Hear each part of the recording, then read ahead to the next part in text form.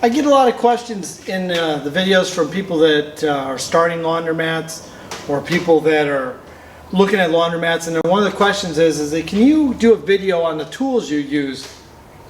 You see me carrying them around. I've never talked about them. So I'm going to start to break down some videos in between my normal videos for the people that ask me all these questions. You can go look at these videos and see what I use. Maybe you got better ideas, but this is what I do. I'm just going to put it out there. They're going to be quick little 7-8 minute videos, nothing too long. These are the tools I'm going to use for those kind of repairs. So when I do a drain valve, or I have a fill area issue, or I have to change a belt, these are the tools that I'm going to need to do those smaller repairs. So stay tuned.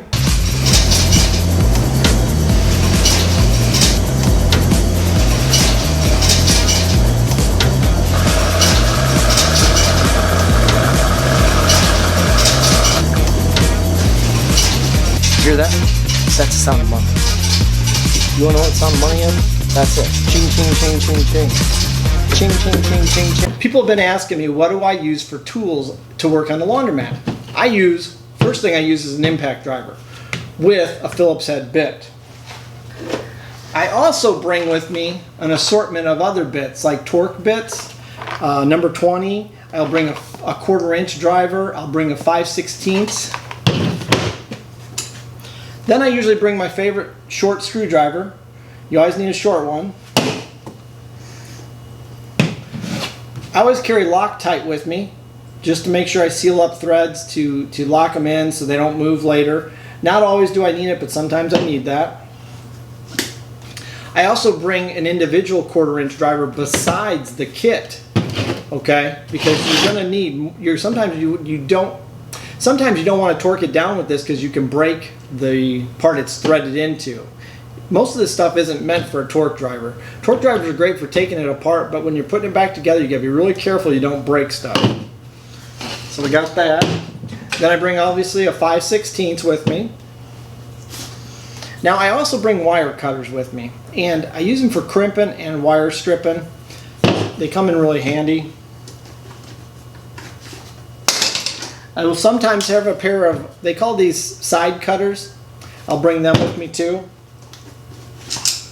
I use basically a pop rivet tool, and in this this is actually a Matco. I probably got this at some used garage sale or something, but it's great for popping things off because you'll have certain things like zip ties, and sometimes there's pressed on pieces. That's not as essential as these are, but it's something I carry. Now I will carry wrenches, even though, because this item here is going to have 7/16 bolts through it in the bottom here. So you'll need two 7/16, or you'll need a socket wrench with a 7/16 adapter. So I sometimes like to have the wrenches, plus I have a little socket in here with the sockets, and I'll do 9/16, 1/2 inch, 7/16, 3/8, and sometimes I do 5/16 and 1/4 and have a small 1/4 inch drive too. Because if the screw's big enough, it's not so much fun taking out this as it is a socket wrench. Obviously you need a Phillips head screwdriver. Now this is my longer one. And let's see. We're going to talk about this fancy guy in a minute. And then I usually have, it's all in a tool pouch. And then I got some finite stuff. Like I said before, you're going to use those star drivers, those why I call them torque bits. 20 is one number I can think off the top of my head, but I would just buy a set of them, 10, 20. I think there's a 15, a 5, whatever. Pair of channel locks, a couple pairs of those are going to come in handy if you don't have the right size wrench, or if it's rounded. I've found them rounded before. I always bring a pencil, and I always bring a Sharpie with me, just in case I got to mark something. And you probably laugh at me, and I have had to mark stuff. Now, these are smaller side cutters. What happens sometimes, stuff gets buried in here and I forget I have it. Take those out.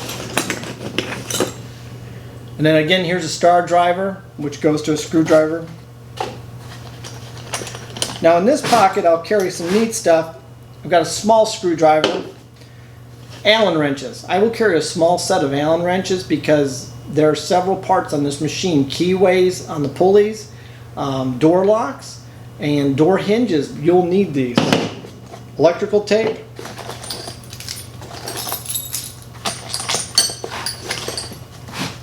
And then I carry keys.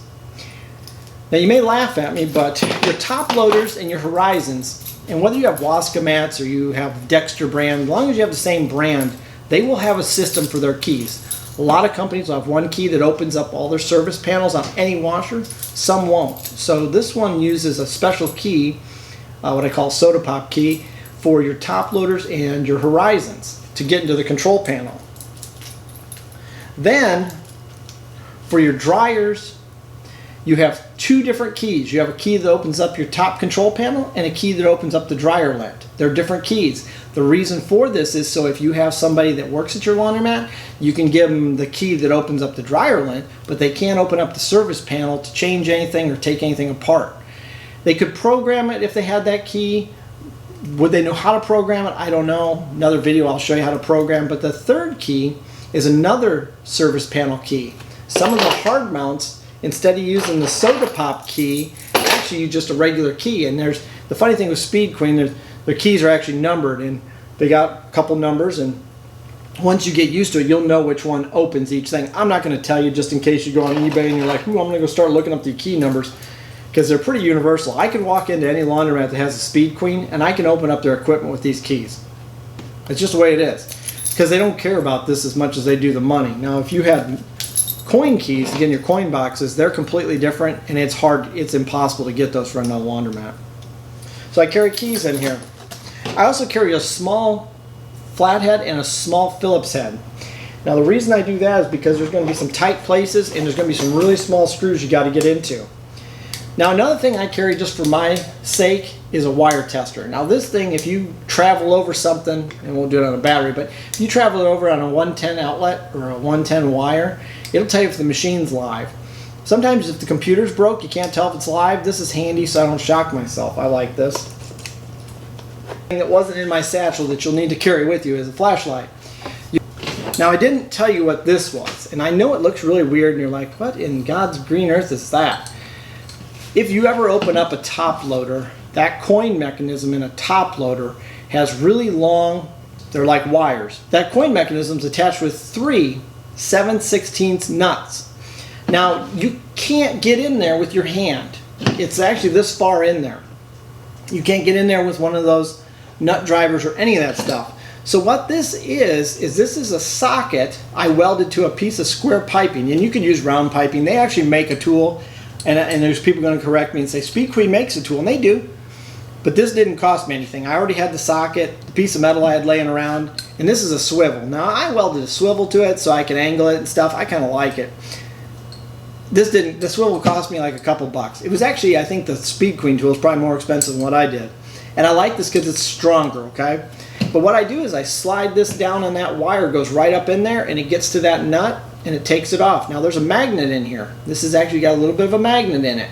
So it hangs onto that nut as you pull it out, because you're not going to be able to pull it out. It's also going to come in handy when you go to dip it down in there and put it in. You've already got that nut on there. It won't fall off as it goes in.